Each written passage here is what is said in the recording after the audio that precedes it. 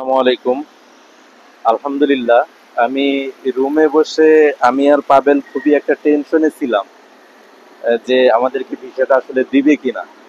কারণ হচ্ছে, টেনশনে থাকার কারণ আছে। কারণ আমরা বাঙালি, আমরা সর্বত্রই আছি, তবে একটু অন্যভাবে আছি। যাওয়ার পরে সুযোগ পাইলেই, সবাই না আবার, বিষয়টা সবাই গায়ে মাখবেন না, ম্যাক্সিমাম বাঙালি সুযোগ পাইলেই অকারেন্স করা শুরু করে দেয়। যেমন বর্তমানে আহ, লাওসের ভিসা রেশিওটা একটু কম, একটু কম না, ভালোই কম। কম্বোডিয়াও খুব যাচাই বাছাই করে ভিসা দেয়। এর কারণ আমরাই, কারণ আমরা এইসব জায়গায় এসে অকারেন্স করি, থেকে যাই, যাই না। এখান থেকে অস্ট্রেলিয়া পালায়, তারপরে মালয়েশিয়া পালায়ে যায়, বিভিন্ন দেশে পালায়ে যায়। আর বাংলাদেশের চাইতে এইসব জায়গায় একটু আয় ইনকাম ভালো, তাই থেকে যায়। তো এই জন্যই লাউস ভিসাটা নিয়ে আমরা একটু সন্দিহান ছিলাম, যে আসলে লাউস ভিসাটা পাবো কিনা। তো অবশেষে লাউস ভিসা পেয়ে গেছি। আহ, আমার বন্ধু পাবেলের যখন পাসপোর্ট পাইলো, পাইয়া ভিসাটা খুঁজে পাচ্ছিল না, ওর কলিজা মানে খুবই কাঁপতেছিল। তারপরে খুঁজে দেখলো যে না, ভিসা ওকে দিছে। তারপরে একটু আশ্বস্ত হইলো। তো আমরা দুজনেই আসলে ভিসা পেয়ে গেছি। এর আনন্দ, ভিসা পাওয়ার আনন্দটা কেমন আসলে আমি আপনাদেরকে বুঝাইতে পারবো না।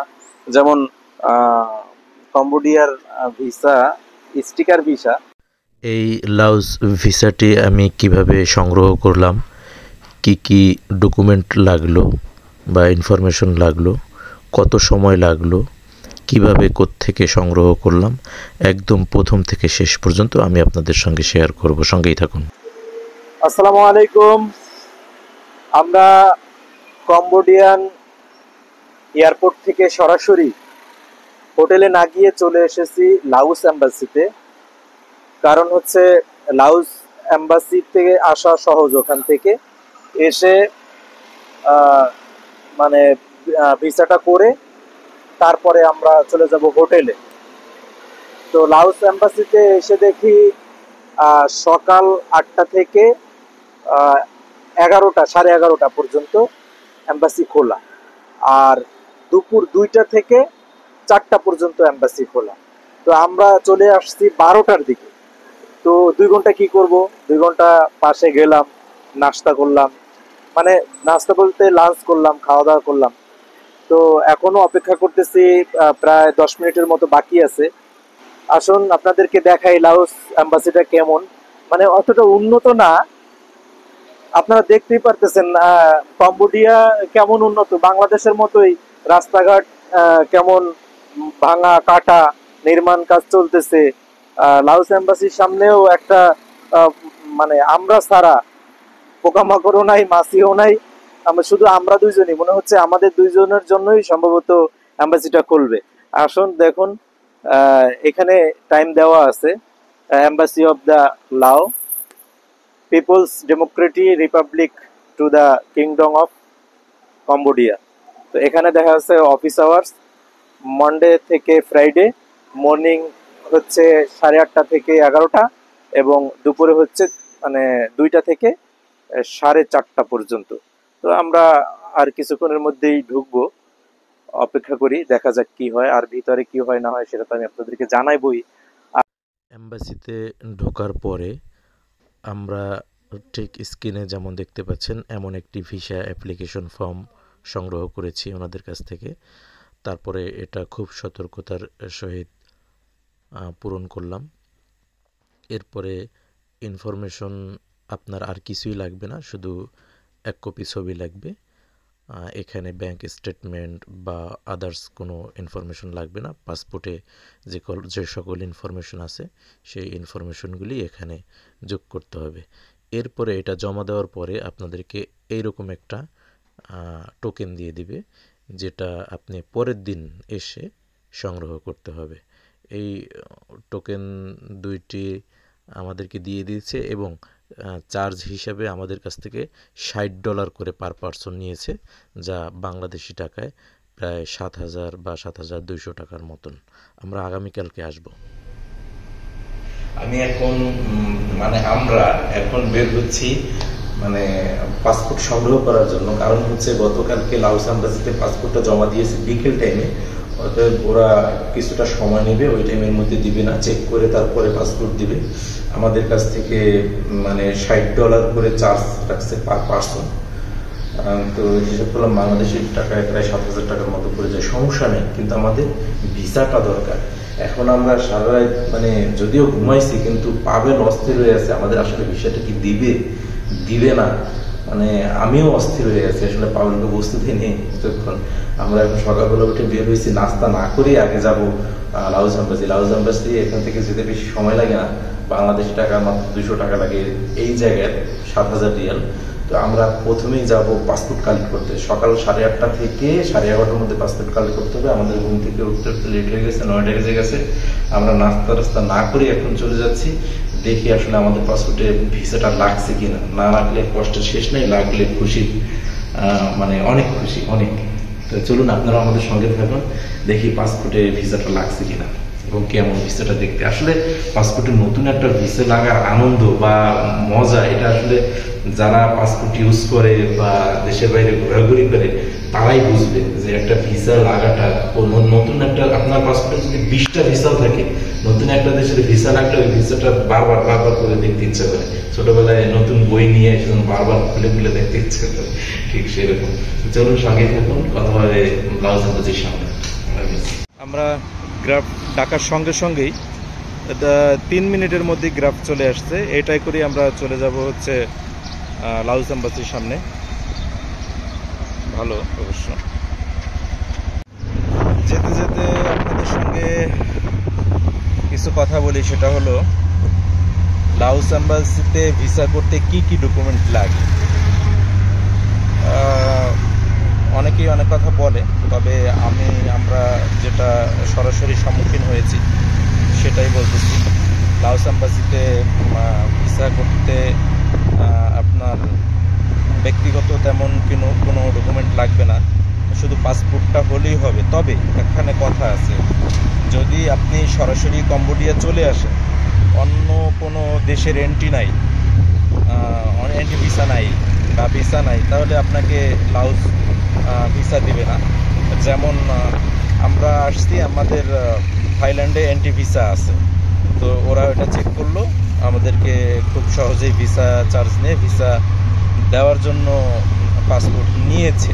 কিন্তু আমরা থাকা অবস্থায় এক বাঙালি এসেছিলেন যার কম্বোডিয়ান ভিসা আছে, বাট সে কম্বোডিয়া থেকে কই যাবে তেমন কোনো ভিসা নেই। বাংলাদেশ তো যেতেই পারবে, কিন্তু অন্য কোনো দেশে ঢুকবে কিনা তেমন কোনো এন্ট্রি সিল বা ভিসা নাই, সেজন্য তাকে ভিসা দেওয়া হবে। বলছে যে তাকে ভিসা দেওয়া হবে না, সামনাসামনি একদম নিষেধ করে দিচ্ছে। রিকোয়েস্ট করেছিল, বাট কোনো কাজ হয়নি। আর এই সকল দেশের অ্যাম্বাসিগুলি খুবই ফ্রেন্ডলি। আমাদের দেশের অ্যাম্বাসি যেমন অনেক পাহারা থাকে, অনেক রেস্ট্রিক্টেড, যে শব্দটা রেস্ট্রিক্টেড, তো সেরকম না। আপনি গেলেই মানুষজন তেমন থাকে না, তারপরে গার্ড তেমন থাকে না, মাত্র একজন দারোয়ান থাকে। ভিতরে কর্মকর্তা কর্মচারী 1 জন বা 2 জন দেখেছি সর্বোচ্চ।